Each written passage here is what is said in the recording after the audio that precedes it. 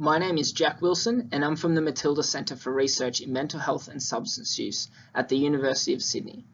I'll be speaking about a systematic review that forms part of my PhD. The understanding that cannabis is a gateway drug to more harmful substances was initially investigated by Denise Kendall in 1975. Among a group of US high school students, cannabis was found to be a crucial step between legal substances like alcohol and harder drugs such as opioids. Since Kendall's findings, research has continued to demonstrate that cannabis use often precedes and may increase the likelihood of using more harmful substances. Although Kendall cautioned that her findings should not be considered causal, the idea of cannabis as a gateway drug contributed to educational programs and restrictive cannabis policies. Despite the abundance of research demonstrating that cannabis typically precedes opioid use, some evidence suggests that this pattern of substance use is not fixed. A greater understanding of this transition between cannabis and opioid use will inform prevention and intervention programs, ultimately reducing the health burden associated with opioids, the most harmful illicit drug worldwide. Given the risks involved in this transition, the current review aimed to examine the likelihood of transitioning from first-time cannabis use to opioid use and opioid use disorders, abuse, or dependence. Furthermore, we look to assess whether the likelihood of transitioning varies according to cannabis use characteristics.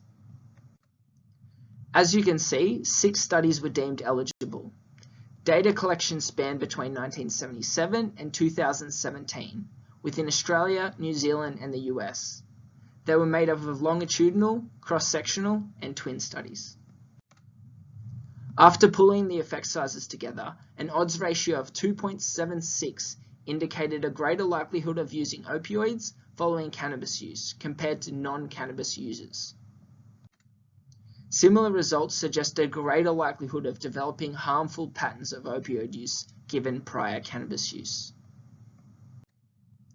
Some of the highlighted notable findings within studies suggest that moderate to severe pain and early-age cannabis use appear to be risk factors in transitioning from cannabis to opioid use.